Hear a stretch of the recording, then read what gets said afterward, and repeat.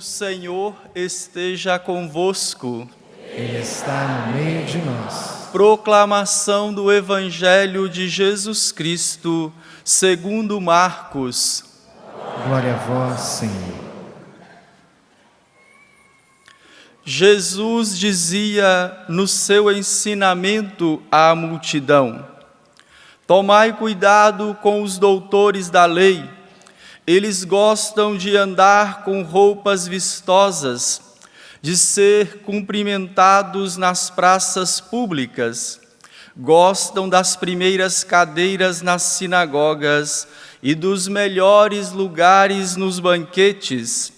Eles devoram as casas das viúvas, fingindo fazer longas orações. Por isso, eles receberão a pior condenação.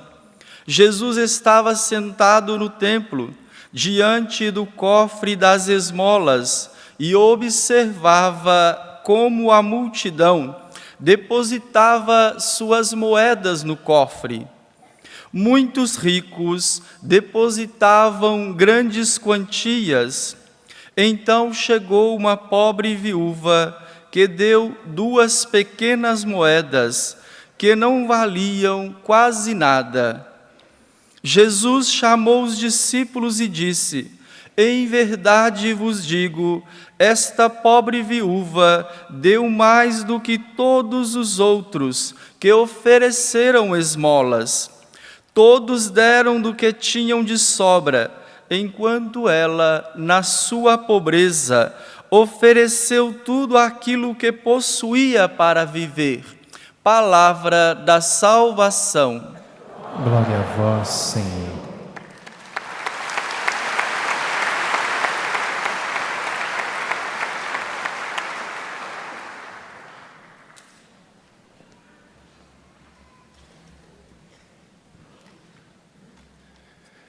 Olhe para quem está do seu lado, com muita seriedade, olhe bem no olho dessa pessoa e diga para ela: é proibido.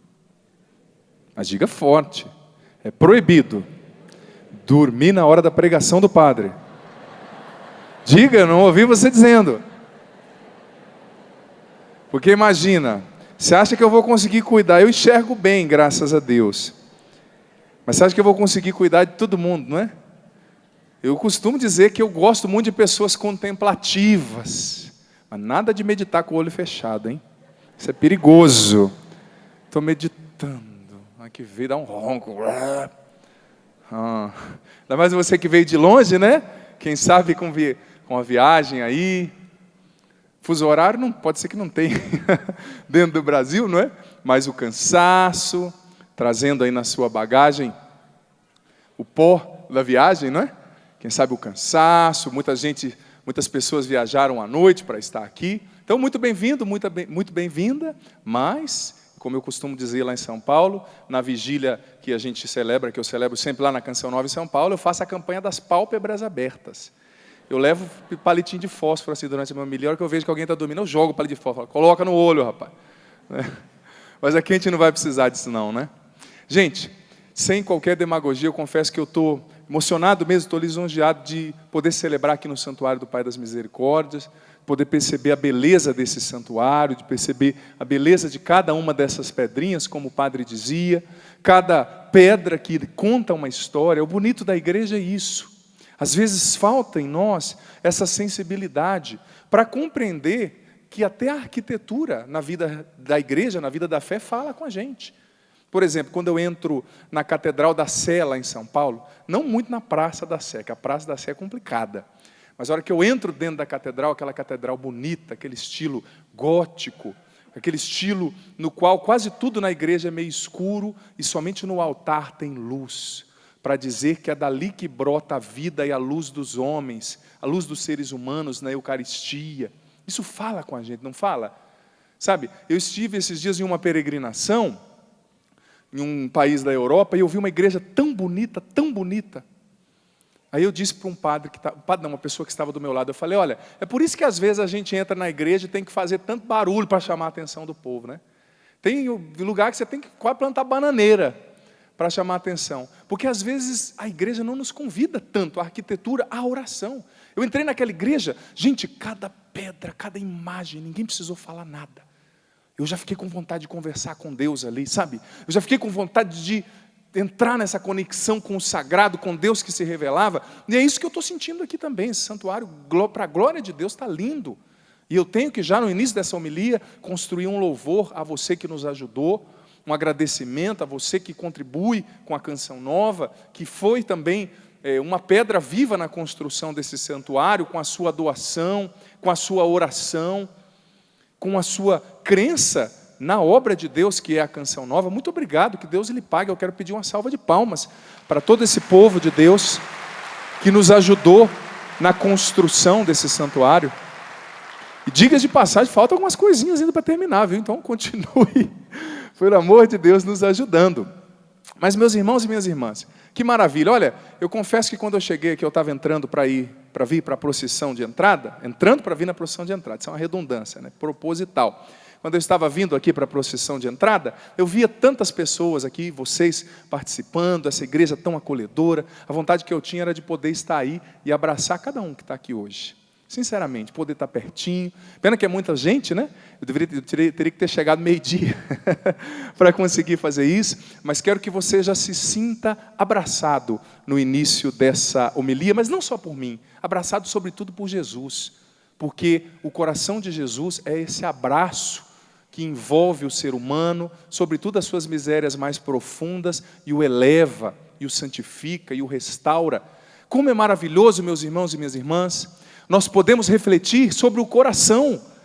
De manhã o padre dizia, eu falava sobre o coração, eu falava como essa palavra é presente na nossa cultura, a significação que ela tem, como Heidegger dizia, que a linguagem é a morada do ser. Na nossa linguagem nós entendemos o que o nosso coração, o que a palavra coração significa para nós. Como o fulano, como eu dizia de manhã, que diz, eu estou com o coração partido. Ai, que dor no coração. Assim você me quebra o coração, você me parte o coração. É claro que são figuras, mas essa linguagem do coração é uma linguagem, sobretudo, afetiva. E Deus hoje quer falar comigo, com você que está aqui e com você que está em casa, de coração para coração. Parece romântico, né? Aquele casalzinho, apaixonado. Ai, que nem eu falava de manhã, ai meu Deus de coco. De coração a coração, né? Ai, meu manjar. Ai, meu brigadeiro. Aí com o tempo vai ficando, ai, meu feijão queimado. Os alimentos. Se não cultiva bem a relação, né? Ai, meu arroz papa, cheio de água. Não é? Ai, meu churrasco mal passado demais. Tem saindo até sangue. Mas enfim, essa linguagem é afetiva, não é de coração a coração. O jovenzinho quando se apaixona, a jovenzinha quando se apaixona, eu quero conversar de coração a coração. Aí o outro suspira. Ai, meu Deus do céu, não vê a hora de ver o amado, a amada. É uma linguagem afetiva, não é verdade? E Deus também hoje, como disse o profeta Oséias, se eu não me engano, ou Joel, ele nos atrai com laços de afeto, com laços de carinho, com laços de amor. Deus também quer falar conosco com uma linguagem afetiva. Mas meu irmão e minha irmã, eu me recordo de uma frase belíssima de Thomas Merton, um grande místico. Thomas Merton dizia que não existe distância maior do que aquela que há entre a mente e o coração. Não existe distância maior do que aquela que há entre a mente e o coração. Por quê? Porque a linguagem da razão nem sempre é a linguagem do coração e vice-versa. E o que muitas vezes nos torna, o que muitas vezes faz com que fique difícil para nós entender a linguagem do coração de Jesus, é a linguagem da nossa razão, que quer compreender tudo. Então, primeiro ponto, para que a gente adentre na linguagem do coração de Jesus, nós vamos precisar aprender a encurtar essa distância, da linguagem do coração para a linguagem da razão, porque são duas linguagens opostas. E muitas vezes a linguagem da razão nos afasta da linguagem do coração. Preste atenção.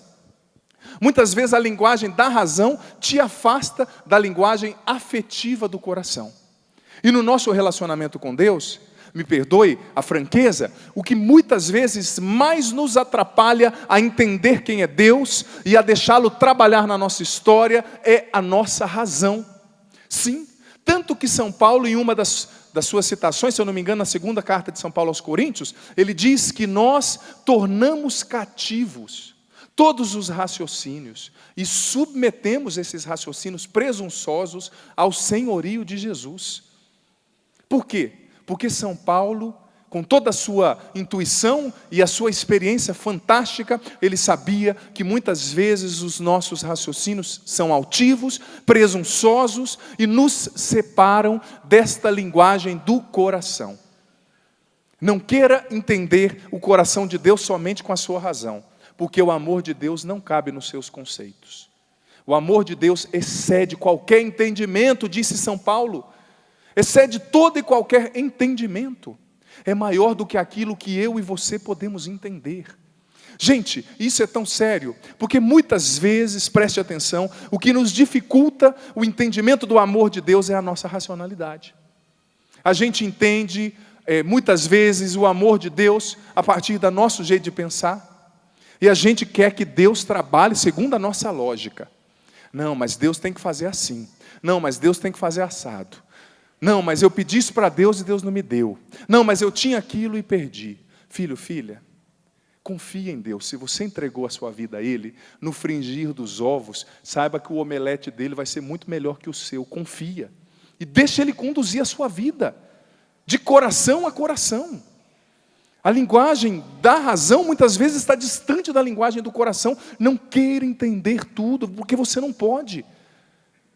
Em primeiro lugar, quem quer viver somente a partir da sua razão, e entenda bem, eu não estou falando para você ser irracional, não usar a razão, não é isso.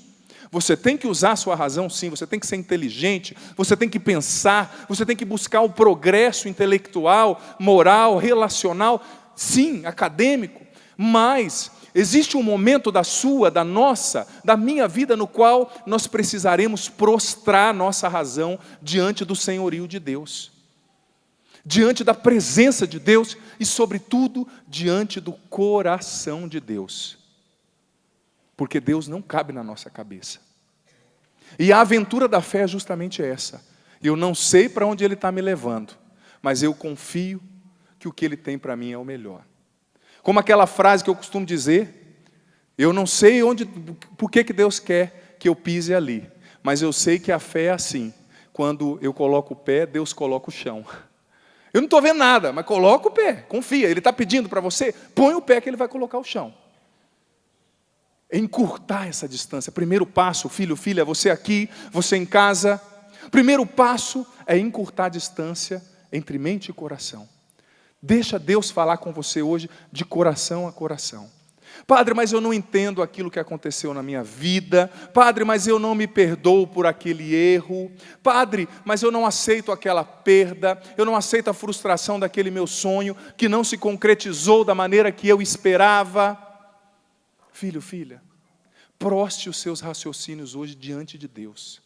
E deixa o coração dele falar ao teu coração. Porque é disso que você precisa. É disso que você precisa. Olhemos para a liturgia de hoje. Meus irmãos, que liturgia belíssima. Começou, viu? O momento de você ser guarda do seu irmão aí. Ouviu um ronco, dá uma cotovelada. Tudo bem, irmão. Aí você faz aquela cara de cínico, né? Oi, você está aí, desculpa, eu não vi. Tá bom? Combinado, hein? Eu sei que existem muitas razões, né? Às vezes a pessoa toma um remédio, o padre não quer também assim. Mas não vai roncar na minha missa que eu fico bravo. Isso, cuida, ajuda aí, seja guarda do seu irmão. Mas vamos analisar essa leitura, a leitura de hoje. Olha só que volta que deu a vida de Tobit e de Tobias. Gente, às vezes a vida da gente dá voltas que a gente não entende, não é? Você já percebeu? A vida da gente muitas vezes dá voltas que a gente não entende. Voltas que nós não gostaríamos, que nós não escolhemos. Nem todos os sofrimentos, eu sei que existe a dinâmica das escolhas, né? Eu falei disso na missa segunda-feira lá em São Paulo, na Catedral Maronita Nossa Senhora do Líbano. Existe a dinâmica das escolhas, mas nem todos os males que nos acontecem são uma direta culpa nossa, nem todos. Tem coisas que aconteceram na sua vida que não é culpa sua, que não são culpa sua. Por exemplo, nós vivemos tantas situações hoje, diante das quais nós pagamos o pato, o preço de uma política, às vezes, econômica, deficitária, e tantas outras coisas que eu não vou nem entrar nesse mérito, porque 2 horas de missa seria pouco. Mas você me entendeu muito bem, com certeza. Às vezes nós sofremos frutos de escolhas de outros. Quantas feridas você traz no seu coração? Quem sabe devido a erros do seu pai, da sua mãe, de um ex-namorado, de uma pessoa que foi invejosa com você, que te tratou mal. Mas olha a história de Tobias e Tobite. Esse cara é azarado, esse tal de Tobite. Me perdoe, às vezes eu tenho umas coisas que eu leio na Bíblia, eu casco o bico, eu rio. Porque pensa bem, o cara era generoso, ele realizava obras de misericórdia. De repente, um dia, ele chega na casa, você deve ter ouvido essa leitura nessa semana, você que foi à missa, deita lá para dar uma descansada, aí não vê que tem um bando de pardal em cima, e os pardal não fazem o serviço justamente no olho do bendito? Está na Bíblia. Imagina, olha, eu não ia xingar, não, porque eu não gosto de xingar e não gosto de palavrão. Graças a Deus, na minha casa nunca teve, mas eu ia dar um glória a Deus assim, inflamado. Que nem quando você chuta assim, ai, glória a Deus. Lá em São Paulo, quando aquele carro te fecha, quase não acontece no trânsito de São Paulo, eu que vivo lá, né? Quando você pega aquele engarrafamento, você olha e fala, Santíssima Trindade, louvada seja 1000 vezes. Pensa bem, o cara deitado, vai lá o pardalzinho e... Eu acho que aquele pardalzinho estava com desinteria, porque pelo que a leitura diz, caiu produto demais no olho do bendito, né? E ele me fica cego. É muita sorte para um cara só, não é? Eu olharia e falei, olha, é lógico, acontece muitas coisas às vezes, né? Esses dias eu estava vendo uma matéria na internet que dizia as mortes mais bestas do mundo, né? Se uma pessoa que escorregou do nada, sozinha, morreu. Às vezes acontecem, né? Coisas assim, a pessoa... É lógico, essa é uma matéria triste até, mas eles colocaram ali um quê de hilário, para dizer que tem coisas, às vezes, que acontecem que a gente não entende, mas por que o pardalzinho foi escolher o olho do bendito, mirar e acertar? E pelo jeito foi caprichado o negócio. Aí o homem fica cego. Aí fica cego, a leitura, foram as leituras dessa semana. Aí ele fica cego, fica em casa, tadinho, sofrendo. Aí a esposa dele trabalhando sozinha pelos dois, naquela época, infelizmente, a mulher era muito marginalizada. Aí ele fica em casa, aí um dia a mulher dele, no final do ano, ganhou um cabrito. Tem lugares ainda, né, que no final do ano o patrão quer agradar. Às vezes, bendito do patrão, explora o ano inteiro o funcionário, e dá um cabrito. Fala, está tudo certo, né, se fosse fácil assim. Deram um cabritinho para a esposa de Tobite. Cabrito, um bode, não sei. Chegando lá, ele ouviu o mugido. Não sei se é mugido que fala, né? Ouviu o barulho lá que o cabrito faz, sei lá. E falou para a mulher, mas de onde que é esse cabrito? Eu ganhei, meu amor. Ganhei lá no trabalho. Não, esse cabrito deve ser roubado, devolve. Também era implicante o bendito, né? O cabrito era dela, deixasse o cabrito. Mas enfim. Aí o que ela respondeu para ele? A esposa jogando na cara dele. Onde estão as suas esmolas? Onde estão as suas orações, as suas obras de misericórdia? Ou seja, você está aí, o pardalzinho fez o serviço no teu olho, você está cego e ainda falando mal do meu cabrito. E o bendito lá, escutando isso, cego, com raiva dos pardais. Se fosse a hora que eu voltasse à vista, eu ia encontrar todos esses pardais e eles iam ver. E a esposa ainda jogando na cara. Cadê as suas esmolas, Tobite? Cadê as suas obras de misericórdia? Você não era um homem de Deus? Cadê o seu... O que você ganhou em troca disso? O que você recebeu por ser tão bonzinho assim? Pode ser que você já tenha escutado isso, você aqui, você em casa. O que você está recebendo por sepultar os mortos, que era uma obra de misericórdia? Eles estavam em Nínive, na Síria, como deportados. Olha só a volta que a vida desse bendito deu. E na minha e na sua vida, às vezes, não é assim também? Quantas humilhações, muitas vezes, você e eu temos que passar. Humilhações que nós não procuramos. Humilhações que nós não buscamos. Às vezes, na sua vida, você sonhava em ter tudo certo, em viver tudo certo, aquele casamento, aquela vocação, aquela coisa certa, e ter aquele filho. Tem gente que tem mãe que fala, eu queria tanto que meu filho fosse padre, já quer que o filho já nasça, já saia da barriga dando a bênção no médico. aquela coisa. Aí de repente o teu filho não vai correspondendo ao que você esperava. E querendo ou não, a mãe sofre, né? Pelo filho. É engraçado. Às vezes a mãe está falando mal do filho, mas vai alguém falar para ver. Esse moleque é um preguiçoso. É mesmo, a vizinha fala. O quê? Mas você que está falando. Mas eu posso, eu sou a mãe. Não é? Fala mal do filho, mas vai alguém falar. Mas humilha o pai e a mãe que queria ter o filho desse jeito e não tem o filho desse jeito. Queria que o filho fosse bom e o filho às vezes não é bom. Queria que o filho fosse um exemplo, às vezes o filho não é um exemplo. Queria que o filho fosse um ícone de virtude e o filho é um ícone de defeito. Queria que a filha fosse assim, mas a filha é assado. Queria que o casamento tivesse dado certo, mas não deu. E aí? Será que Deus te esqueceu por causa disso? Será que o coração de Deus deixou de bater forte por você? Claro que não. Mesmo com o estrume do pardal no olho, Tobit nos dá uma lição fantástica. Presta atenção. Aconteceu toda a história, e é preciso ter paciência, porque Santo Agostinho dizia: onde não há lugar para a paciência, não vai haver lugar para a sabedoria. Não existe vitória verdadeira sem caminhar no ritmo da paciência, no ritmo do processo. Tobit teve que conviver com o produto dos pardais ali um tempo, teve que escutar uma coisa ou outra da esposa, mas a confiança de Tobit estava em Deus. Sabe por quê? Porque Tobit, preste atenção, ele soube aprender do coração de Deus. Ele soube aprender do coração de Deus. Tanto, meus irmãos e minhas irmãs, que Tobit reproduziu muitas das virtudes deste sagrado coração, do coração de Deus. Jesus não tinha vindo ainda, mas Jesus já estava no mistério da Trindade, junto com o Pai e o Espírito Santo, desde toda a eternidade no céu. Esse amor que os une no mistério da Trindade. Tobit foi aprendendo do jeito de Deus agir, foi incorporando as virtudes de Deus, como dizia São João Paulo II, o ser humano transforma-se naquilo que ele contempla. Tobit foi desenvolvendo as habilidades, as virtudes de Deus, e ele sofreu, mas na leitura de hoje, na leitura de ontem, o que acontece? O seu filho volta, vem com o arcanjo Rafael, depois Rafael revela que é o anjo, porque o filho de Tobit, Tobias, foi para uma longa viagem, foi conseguir lá uma mulher que estava prometida a ele.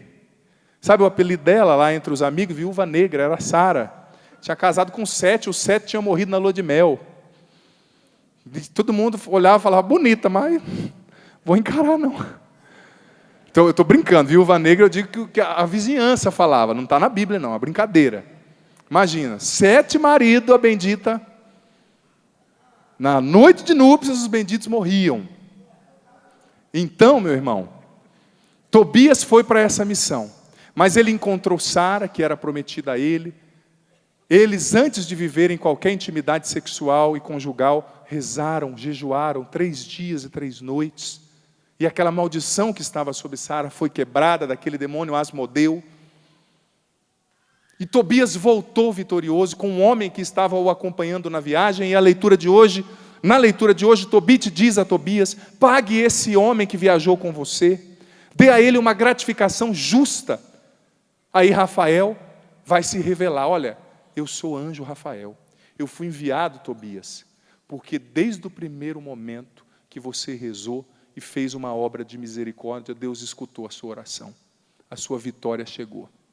E é isso que Deus vai dizer para você que souber esperar nele e não perder a fé diante daquilo que não der certo na sua vida. Porque Deus é maior que tudo aquilo que não é do jeito que você quis e quer. Gente, que história linda, complexa, mas linda. O arcanjo Rafael apareceu e deu a Tobias, o filho de Tobit, o fel de um peixe. Olha como é que Deus age na simplicidade. E Tobias, o filho de Tobit, chegou com esse fel, que era ali o remédio através do qual Deus iria curar Tobit e restituir a sua visão. Tobias chegou e esfregou esse fel nos olhos do seu pai, Tobit, e as escamas, os excrementos caíram dos olhos de Tobit, diz a leitura que nós ouvimos hoje. E ele começou a enxergar e louvar a Deus. Meu irmão e minha irmã, quando Deus te diz um não, é porque Ele está preparando um sim muitíssimo melhor para você. É preciso confiar. É preciso confiar. Confiar neste coração de Deus. Olha só quantos nãos Tobit tinha escutado. É a perda da visão, é o filho que vai viajar com um desconhecido que ele não conhece, que ele não sabia que era um anjo. É o filho que vai atrás da sua prometida, mas você acha que não tinha chegado nos ouvidos de Tobit, que ela era ali afamada, 7 maridos tinham batido as botas. Acho que o pai dela já estava começando a comprar uma fábrica de caixão, coitado. Você acha que não tinha chegado no ouvido de Tobit, que o filho dele estava indo se encontrar com uma mulher que tinha aquela fama de matar os maridos, ou dos maridos morrerem, coitado. O povo fala, né? A língua do povo não cabe na boca. Infelizmente. Claro, não aqui, né? Assim, ninguém que está aqui tem essas características. Nem quem está nos assistindo. Às vezes a língua coça, né? Aquela lingueta. Com certeza tinha chegado nos ouvidos de Tobit que aquela mulher era perigosa, ou a situação era perigosa, né? O padre está brincando. Mas, em toda essa humilhação de Tobit, em todos esses nãos que a vida deram a ele, Deus estava preparando uma vitória infinitamente maior do que aquilo que ele podia imaginar. E é assim na sua vida também. Não desista de confiar em Deus e de caminhar para Ele, mesmo quando as portas se fecharem. Porque quando Deus abre a porta, meu irmão, nenhum inferno pode fechar, e Ele vai abrir uma porta na sua vida. Acredite. E tome posse disso. Tome posse pela fé. Você aqui, você em casa. Pode ser que na sua vida, assim como na vida de Tobit, muitas coisas não tenham dado certo. Pode ser que na sua vida, assim como na vida de Tobit, muitas portas tenham se fechado. Pode ser que na vida da sua família, muitas coisas não tenham saído como você planejou, como você esperava. Pode ser que os seus raciocínios tenham sido contrariados pela realidade dos fatos que existem na sua história. Mas filho, filha, confia no coração de Deus, porque Ele tem o melhor para você. E na hora certa vai acontecer. Continua caminhando, continua confiando, continua buscando. Pode ser que na sua vida coisas piores do que um estrume de pardal tenham acontecido. Estrume de pardal é pouco diante de algumas coisas que a gente ouve por aí, né? Esses dias eu ouvi uma história de uma mulher, uma senhora muito fervorosa, de muita fé, que foi comemorar o aniversário de 30 anos de casado com o marido. E no dia do 30 anos de casado, no dia que eles estavam mesmo celebrando os 30 anos de casado, foram à missa, acabaram de sair da missa, chegaram em um hotel, eles estavam em uma cidade praiana, e ela no banheiro, e o marido ali deitado na cama, sentadinho na cama, acho que ela estava mexendo no cabelo, de repente ela ouviu o marido falar, ai, na hora que ela chegou o marido estava morto, teve um infarto fulminante, na frente dela, no dia do aniversário de casamento. Tantas situações difíceis, gente, que a gente enfrenta. E não é que Deus quer que você sofra, não é isso. É a dinâmica da vida. Na vida um dia a gente ganha, outro dia a gente perde. Na vida, quem está vivo um dia morre. Você já viu? Só quem está vivo morre. Sabia disso? Eu nunca vi. Só quem está vivo morre. Claro. Isso é sabedoria, não é? Concluir isso. Mas essa história, eu ouvi essa mulher falando. Gente, que triste, não é? Às vezes na sua vida podem ter acontecido coisas difíceis. Você que está aqui, você que está em casa, pode ser, mais uma vez eu digo, tocando na realidade da família, pode ser que o teu filho não seja o que você planejou para ele. Pode ser que a sua filha não seja aquilo que você planejou para ela. Pode ser que o seu casamento não seja do jeito que você planejou. Que a sua esposa não seja do jeito que você planejou. Às vezes tem gente também que acha que está casando com a mãe, né? Ou acha que está casando com o pai. Eu contei segunda-feira lá na missa em São Paulo, a história do cara que queria divorciar. Quer divorciar, padre. O quê? Porque eu acordo cedo, a minha esposa não passa nem um café. Não comprou pão. Eu acordava, minha mãe tinha feito tudo, padre. Por que você não casou com a sua mãe? Às vezes acha que a esposa tem que ser a mãe, né? Não, não é você se divorciar com você. Porque você não coloca coentro no feijão, mamãe colocava. Amadurece, rapaz, cresce. Não é? É lógico, tem sofrimentos que não dependem de nós, mas tem uns também, não é?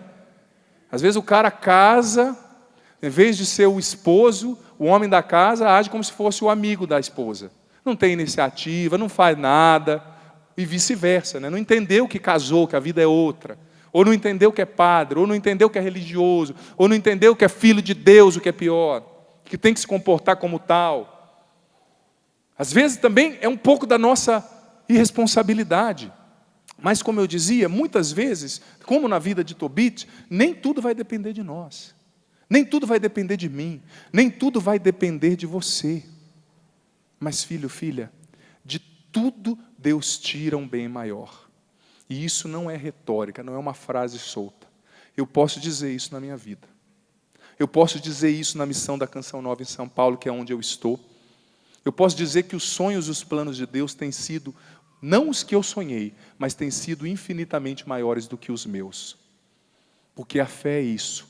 Saber que eu tenho sonho, mas ter a coragem de entregá-los também em alguns momentos a Deus para viver o sonho dele para mim, que é muito melhor que o meu e que vai me realizar e me fazer muito mais feliz. Porque ninguém melhor que ele sabe o que vai me fazer, o que vai te fazer verdadeiramente feliz. Está no coração dele.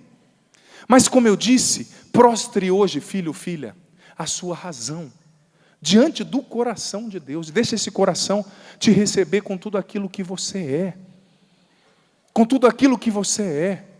Com os seus questionamentos, com as suas dúvidas, com as suas perguntas, com os seus medos, com os seus sofrimentos. Nós vimos no Evangelho que aquela viúva agradou a Deus, agradou Jesus, porque ela deu tudo o que ela tinha.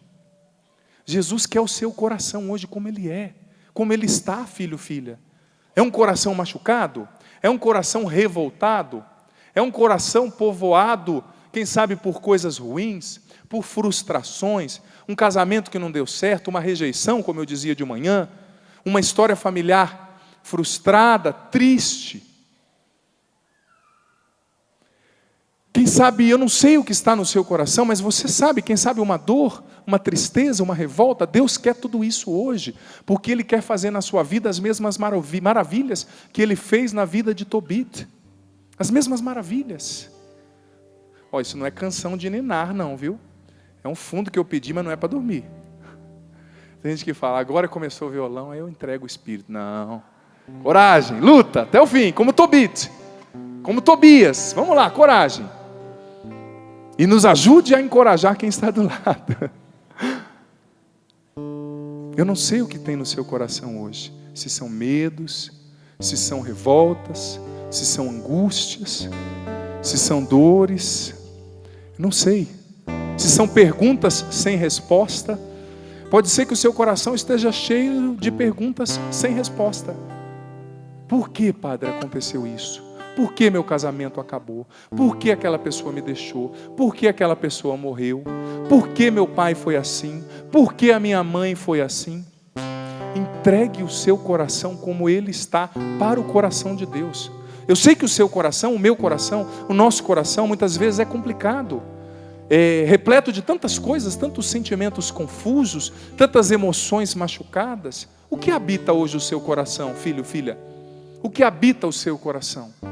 Pode ser que sejam frustrações, emoções tristes, revoltas, mágoas, um sentimento de inferioridade, uma carência, mas entregue o seu coração, mesmo que ele seja complicado. Como dizia Blaise Pascal, o coração tem razões que a própria razão desconhece. Mas, um outro filósofo, Voltaire, disse que o ouvido é o caminho do coração. Então, seu coração pode ter razões que a própria razão desconhece. Mas saiba hoje ouvir o coração de Deus. Porque o ouvido é o caminho do coração. Porque Ele tem o melhor para você.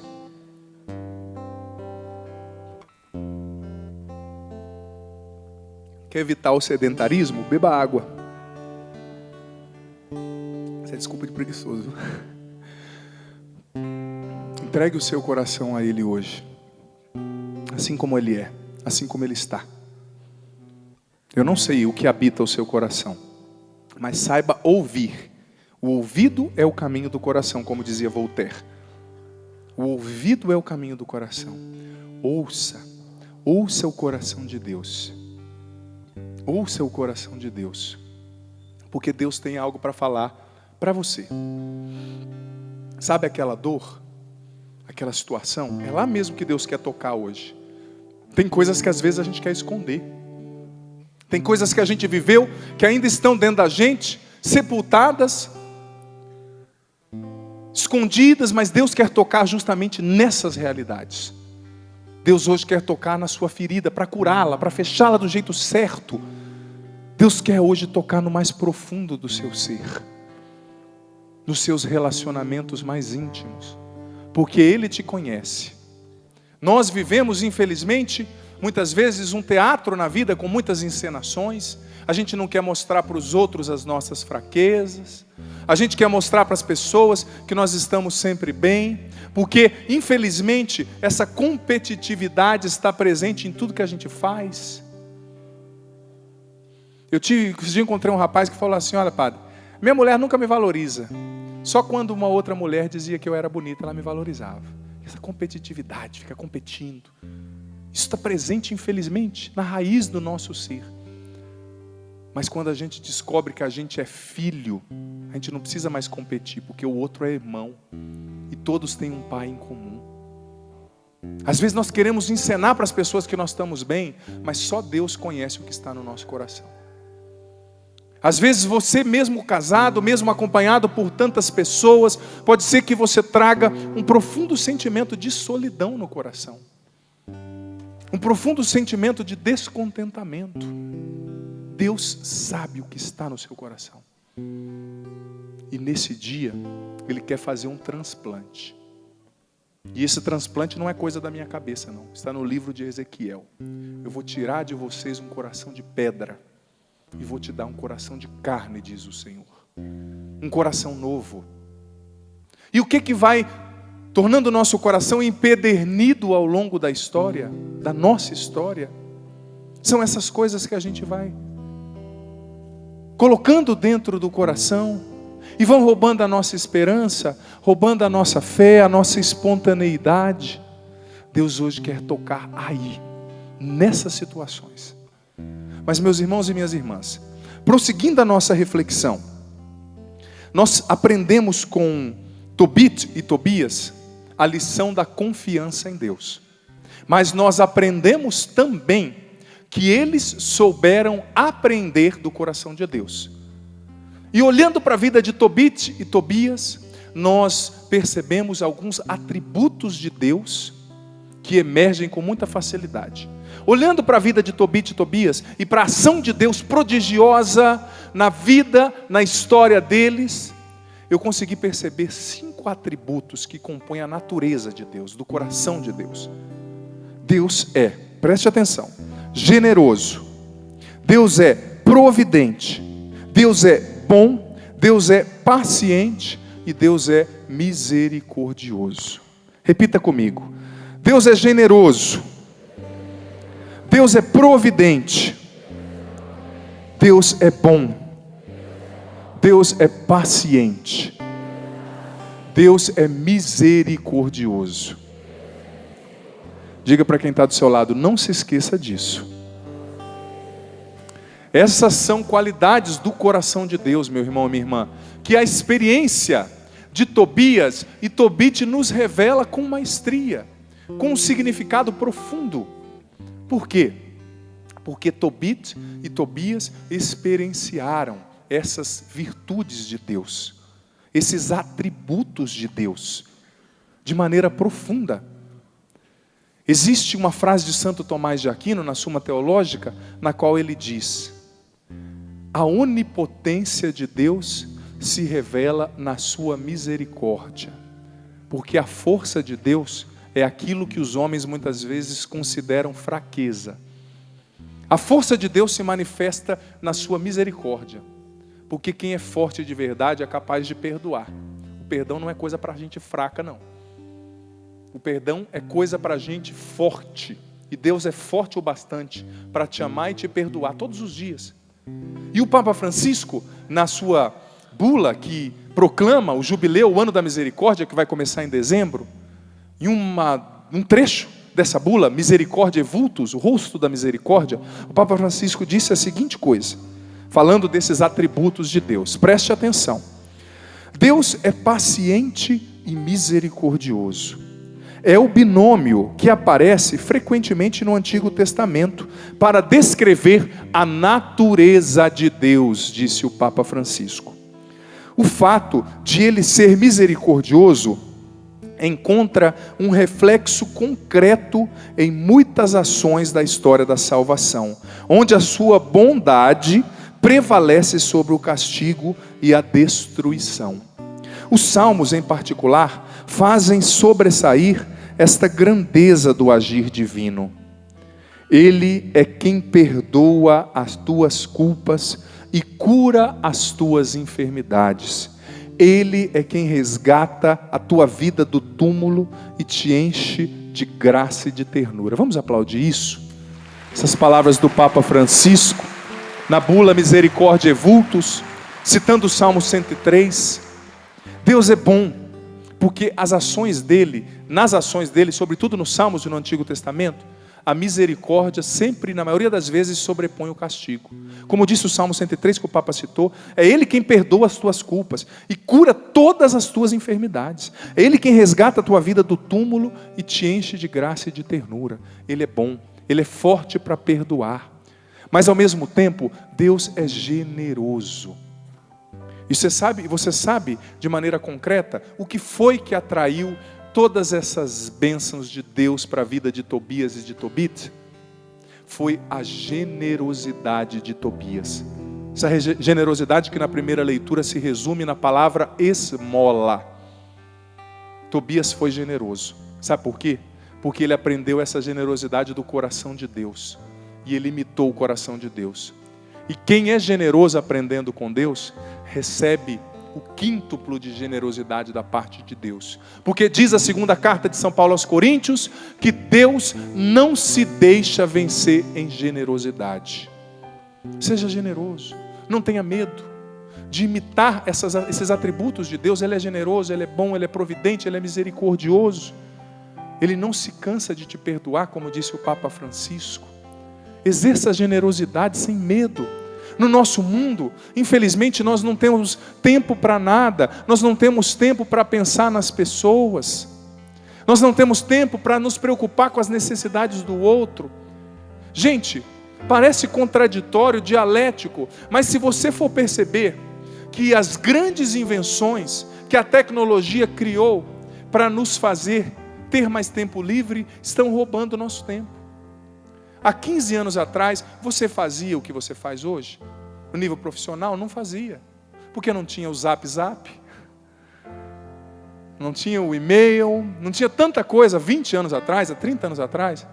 Então hoje era para você ter muito mais tempo livre, não era?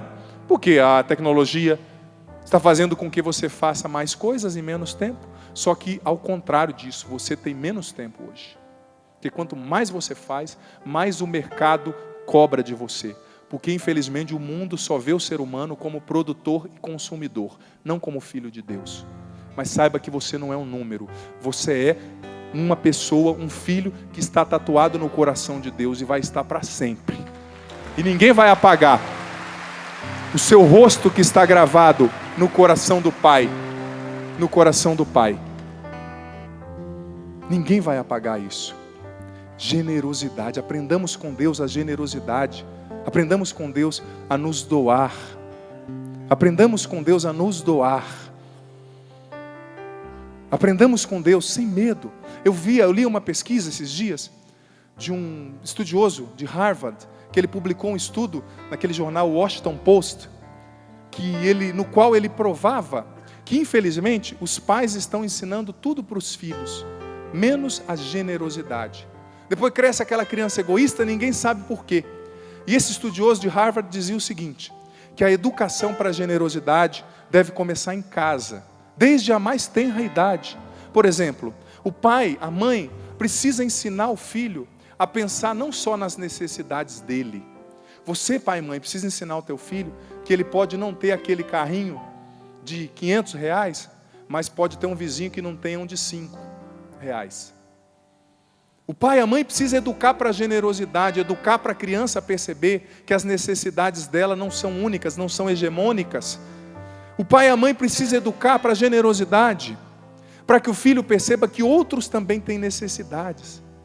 Dizia essa pesquisa desse estudioso de Harvard, no Washington Post, que o pai e a mãe precisa também fazer com que o filho se preocupe com outras coisas, além do círculo da sua casa, da sua família e dos seus amigos. Por exemplo, o pai que assiste o jornal junto com o filho, a mãe que assiste o jornal junto com o filho, e faz desde criança o filho se preocupar com o meio ambiente. Ontem foi o dia do meio ambiente, dia mundial do meio ambiente. Tem gente que nem pensa nisso. Tem gente que acha que fé é só rezar. Fé não é só rezar, não. O cristão de verdade é aquele que se preocupa também com o meio ambiente, que se preocupa com o lixo na sua casa, que se preocupa com a reciclagem, que se preocupa com a vida dos rios. Não aquele que sai jogando as coisas na rua, jogando papel no meio da estrada. Esse estudioso dizia que o filho precisa ser educado desde criança a se preocupar com outras coisas, não só com o umbigo dele. O pai e a mãe precisam ensinar ele a se preocupar com o meio ambiente, se preocupar com a situação do país. O pai e a mãe precisam sentar diante da TV com o filho e explicando desde criança que escolhas mal feitas de outras pessoas repercutem, reverberam de maneira negativa na vida de milhares de pessoas, como a de por exemplo, dono de uma empresa que decide jogar todo ali o material de lixo, o material contaminado num rio, pensando só no seu dinheiro. Ele está perturbando, ele está destruindo a saúde, a longevidade de muitíssimas pessoas. Esse estudioso dizia no Washington Post que as crianças precisam tomar consciência disso, porque senão, se você não educa o seu filho para a generosidade, você vai criar um monstro, e pode ser que seja tarde demais quando você acordar. Educar para a pessoa entender que não é só o umbigo dela que tem buraco. Existem muitos umbigos furados por aí. E que é preciso aprender a olhar o outro também. Outra coisa que esse estudioso dizia, esse psicólogo de Harvard, dizia que o pai e a mãe precisam ensinar a criança, desde novinha, a lidar com os seus sentimentos destrutivos, sem ter vergonha deles. Por exemplo, todo mundo tem sentimento destrutivo, né? Esse dia uma pessoa me falou: padre, eu não fico com raiva da minha esposa, eu fico com vontade de matar. Caramba, tem horas, né? Do meu filho, da minha filha, todo mundo tem sentimento destrutivo. Quais são esses sentimentos? A ira, a raiva, a inveja, a revolta. Esse estudioso dizia: os pais precisam ajudar as crianças a sentirem isso, porque isso vai acontecer em algum momento dentro de nós, não tem jeito. Em todos de nós, em algum momento, vamos sentir inveja, ira, revolta, mágoa. Só que a gente precisa ensinar as nossas crianças a lidarem com isso. E esse estudioso dizia até que uma coisa muito simples, aparentemente banal, mas que funciona e que é um método eficaz para esse tipo de ensinamento, é o pai e a mãe ensinarem a criança a respirar e a contar até 10, por exemplo, antes de responder a uma agressão, antes de responder a alguma coisa que lhes aflige. Para e pensa, com muita honestidade, olha aqui para mim. Se você e eu tivéssemos respirado e contado até 10, em muitas situações nas quais nós nos embravecemos, nos enraivecemos, ficamos bravos, a situação teria sido muito diferente. Porque aquilo que você fala, meu amigo, você não volta atrás. Palavra semeada é palavra ao vento. É como quem joga cinzas ao vento. Depois que você jogou a cinza no vento, você não vai conseguir recolher. A palavra dita está dita. Às vezes você falou aquela palavra para sua esposa, para o seu esposo, para o seu pai, para sua mãe, para o seu filho, para sua filha no momento de raiva, impulsionada por um sentimento destrutivo, e aquela palavra e aquela situação causou um mal tão grande, uma sequência de realidades ruins, negativas. Para educar para a generosidade, a gente precisa ensinar as nossas crianças a respirarem antes de responderem, contarem até 10 antes de darem uma resposta dura. E está provado cientificamente, com raiva você respira menos, Que você fica assim, ofegante. E respirando menos, você manda menos oxigênio para o cérebro. E, consequentemente, você pensa menos. Então, esse especialista foi dizendo que as crianças precisam ser educadas para a generosidade nessas pequenas coisas. Aprendendo a lidar com seus sentimentos destrutivos, não respondendo impulsionadas pela raiva, pela mágoa, pela inveja, pelo ódio, não agindo com impulsividade. Mas isso não serve só para as crianças, não. Isso serve para nós também. Educação para a generosidade, como Tobias e Tobit. Precisamos aprender de Deus a ser generosos, generosas. Porque quando nós formos generosos, à medida do coração dele, o coração dele vai derramar inúmeras bênçãos e vitórias sobre a nossa história. Não que nós hajamos buscando só isso, mas se nós entramos na lógica dele, consequentemente as bênçãos dele, as graças dele virão sobre nós. Vamos ficar em pé? Dá um Mi maior. Vamos ficar em pé. Isso, coragem. Olha para quem está do seu lado. Diga para ele: coragem, meu irmão. O coração de Jesus bate forte por você. Diga para ele: o coração de Jesus bate forte por você. Vamos pedir a Deus. Sabe o que nós vamos pedir a Deus hoje? É claro, nós podemos e devemos pedir a Ele um coração adorador. Aliás, nós devemos e queremos pedir a Ele um coração como o dele. Mas nós precisamos também, em um ato de inteligência, pedir a Ele um coração adorador. Porque a gente se transforma naquilo que a gente contempla. Tobias e Tobit imitaram tanto a Deus porque eles contemplavam a Deus. Eles estavam com Deus. E nós também vamos rezar pedindo isso. Erga bem os seus braços, bem alto, com toda a força, com toda a fé do seu coração. Derrama sobre mim teu Espírito, Senhor, vem preencher meu coração, faz-me forte e fiel, um servo teu. Derrama, solta a voz do fundo da alma. Derrama sobre mim teu Espírito, Senhor. Teu Espírito, vem preencher Senhor, meu coração. Vem preencher meu coração. Faz-me forte e fiel. Cante. Faz-me forte e fiel. Um servo teu. Um servo teu. Solta a voz. Tua mão desceu sobre mim. Erga os braços.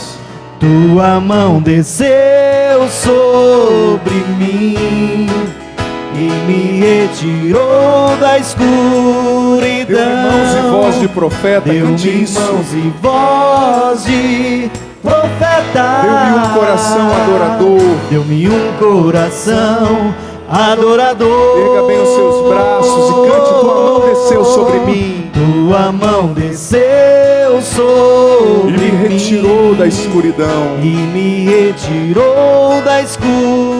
Deu-me mãos e voz de profeta. Deu-me mãos e voz de profeta. Deu-me um coração adorador.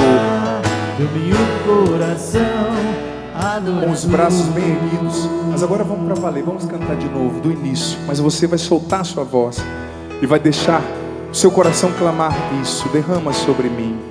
Derrama sobre mim teu Espírito, Senhor, vem preencher meu coração, faz-me forte e fiel, um servo teu. Derrama, derrama sobre mim teu Espírito, Senhor, vem preencher meu coração. Solta a voz. Faz-me forte e fiel. Faz-me forte e um fiel. servo teu. Canta do fundo da sua alma, desejando isso. Tua mão desceu sobre mim. Tua mão desceu sobre mim e me retirou da escuridão. Me retirou da escuridão. Deu-me mãos e voz de profeta. Deu-me mãos e voz de profeta. Deu-me um coração adorador. Deu-me um coração adorador. Solta a voz, canta isso. Deus quer te ouvir. Tua mão desceu sobre Tua mim mão desceu e me retirou da escuridão. Deu-me mãos e voz de profeta. Deu-me um coração adorador. Uma vez mais, só você. Tua mão desceu sobre mim.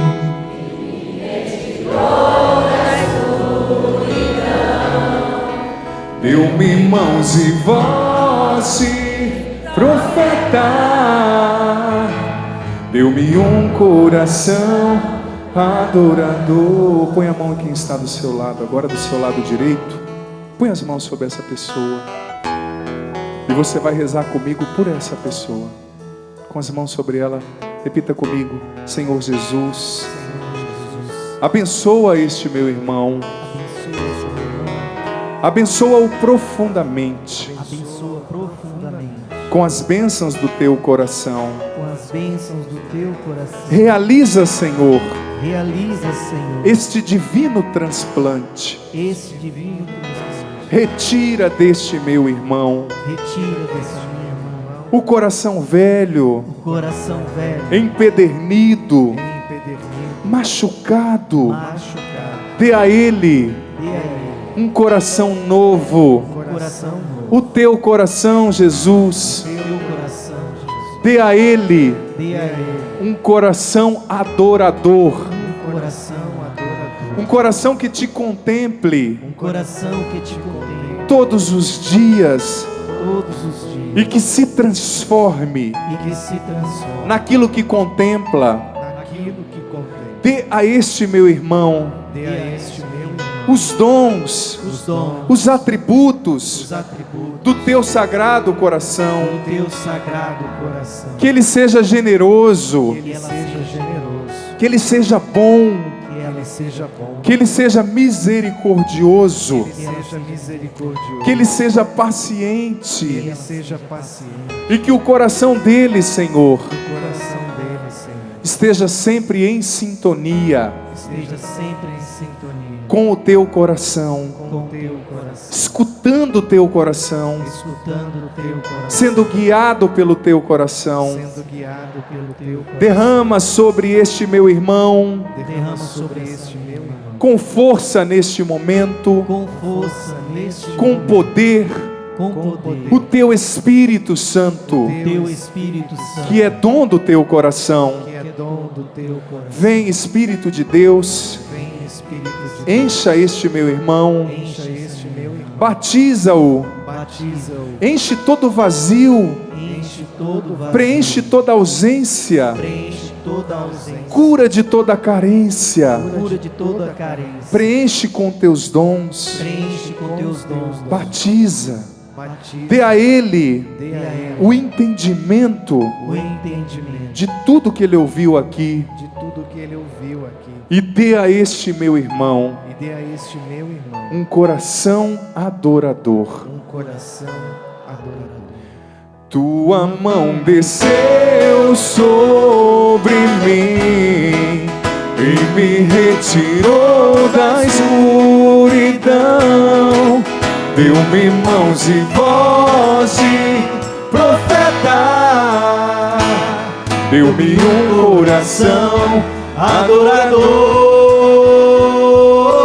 adorador.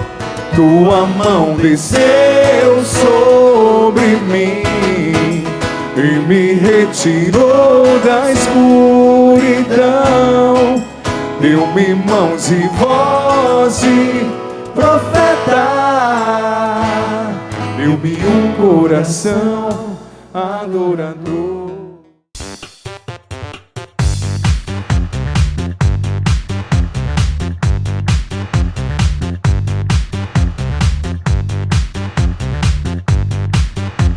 cançãonovaplay.com. Assine já!